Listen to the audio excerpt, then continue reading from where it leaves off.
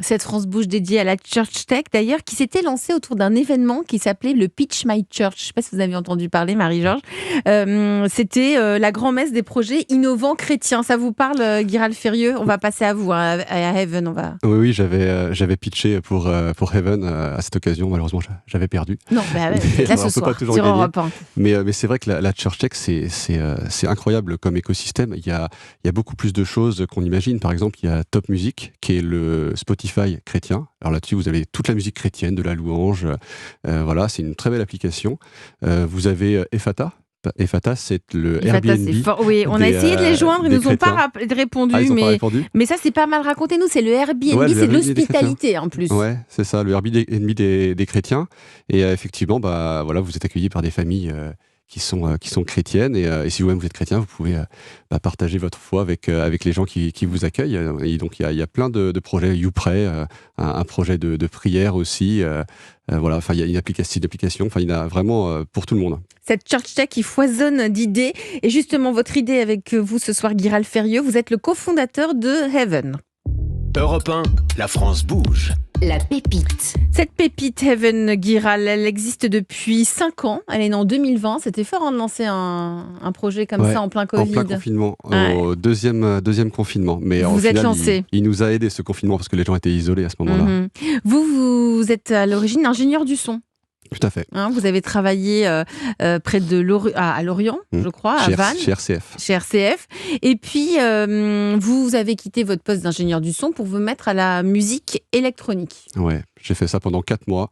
Et en parallèle, on avait cette idée avec mon futur associé Pierre, qui est un ami d'enfance à la base, d'une application de rencontres pour les chrétiens, parce qu'en fait, il n'existait pas grand-chose en réalité. Il y avait des sites de rencontres qui existaient, mais ils étaient payants, ils commençaient à être un peu datés. Pour d'autres religions aussi. Ouais, pour d'autres religions. Alors, il y avait des applications plus modernes pour d'autres religions. Pour les musulmans, il y en avait une. Pour les juifs, il y en avait une sorte de Tinder juif, Tinder musulman. Et pour les chrétiens, il n'y avait pas d'équivalent. Il n'y avait rien de moderne, de gratuit qui peuvent s'adresser à tout le monde, y compris aux plus jeunes. Et donc, on s'est dit, pourquoi on ferait pas ça? Et au final, je me suis rendu compte, que quand en fait on veut lancer un projet, il faut être obsessionnel sur ce projet. C'est le seul truc qui permet de pas lâcher le truc et d'arriver jusqu'au bout. Sinon, la plupart des gens, ils s'arrêtent. Et moi, je pense que j'étais un peu complètement obsessionnel à 200% sur avec ce projet. mon associé, voilà. Avec Pierre. Et du coup, la musique, je me dis, en fait, j'adore la musique, mais en fait, je pense qu'à l'application. Je fais que l'application, donc j'annonce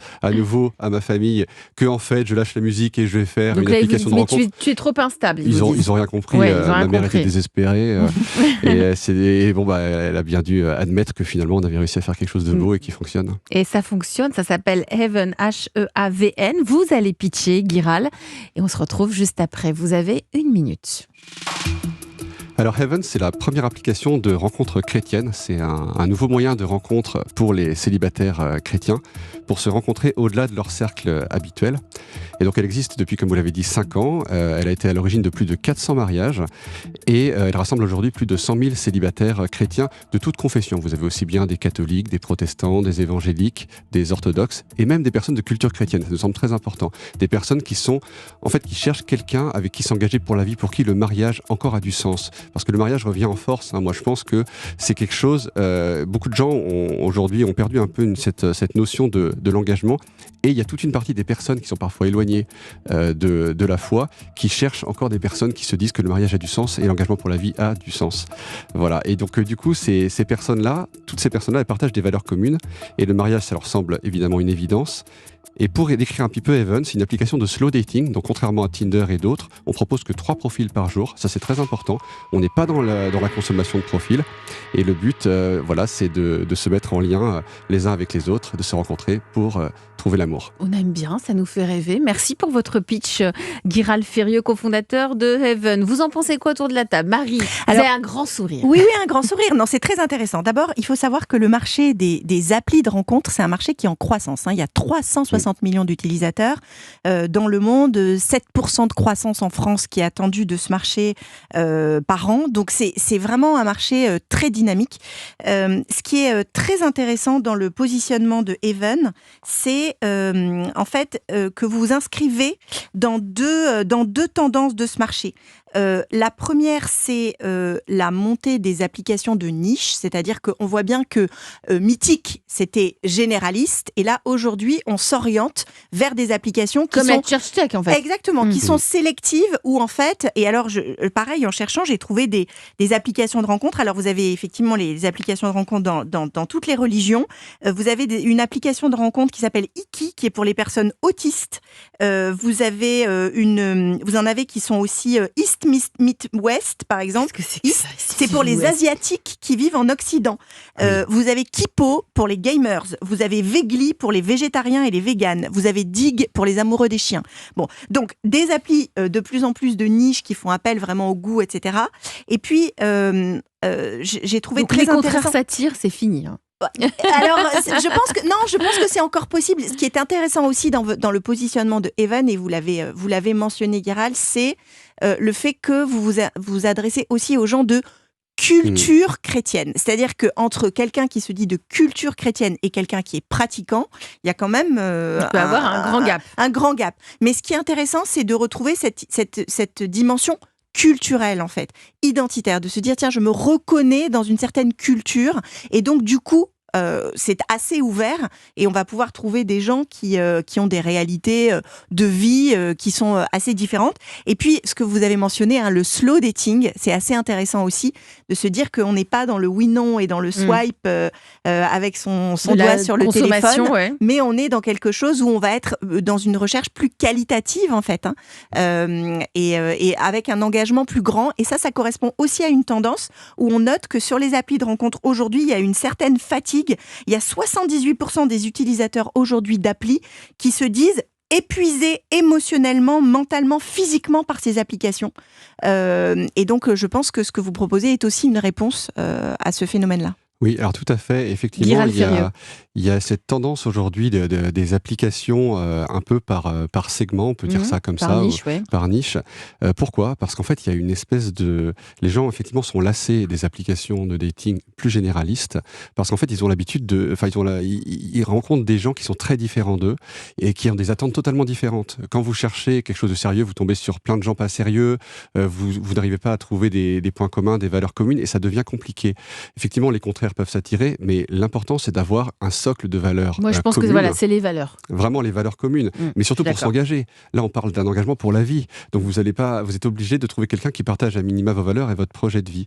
Et du coup, ces applications plus niches, elles marchent très bien. Les applications généralistes sont un peu en décroissance parce que voilà, il y a cette volonté de rencontrer des personnes avec qui vraiment on peut s'engager et ne pas perdre son temps dans un nombre infini de profils. Giral Ferrieux, alors dans cette application dont vous nous parlez ce soir sur Europe 1, Even, les critères, c'est quoi ? On met 3 photos, on répond à 3 questions dans une liste de 50 questions. C'est uniquement seulement autour de la foi, de sa chrétienté, ou ça peut aller jusqu'au hobby, ce qu'on aime manger, le travail ?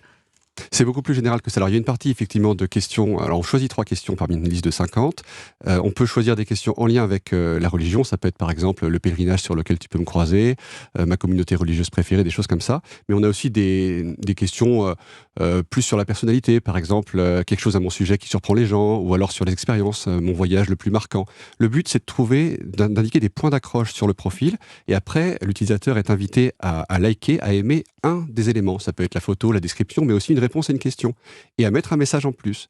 Donc c'est très différent de Tinder où on va swiper sur une unique photo qui prend tout l'écran et on est très sur le physique. Nous, on met en avant la personnalité et on choisit un élément du profil, et en fait ça permet ensuite de matcher sur cet élément et du coup de démarrer une discussion en lien avec l'élément, donc ça fait un premier sujet de discussion, ce qu'on appelle un icebreaker. L'appli Giral existe depuis un peu moins de 5 ans, 4 ans et demi. Elle est combien de mariages ? C'est ce que je disais tout à l'heure, 400. 400. Je voulais vous le faire redire parce que ça veut dire que c'est un succès. Mais c'est énorme. C'est incroyable. On reçoit des faire-part en fait au bureau très régulièrement, des faire-part de mariage, même de naissance, des témoignages par les réseaux sociaux, des photos. Enfin, c'est magnifique. Et c'est drôle. Au début, on a marié nos amis. Ça a commencé comme ça, parce qu'on a mis tous nos amis célibataires dessus. On a mis 300 potes célibataires pour tester. On a commencé à avoir des couples couples qui se créent. C'était très drôle. Des gens qui se connaissaient pas. La phase de test, elle a été incroyable.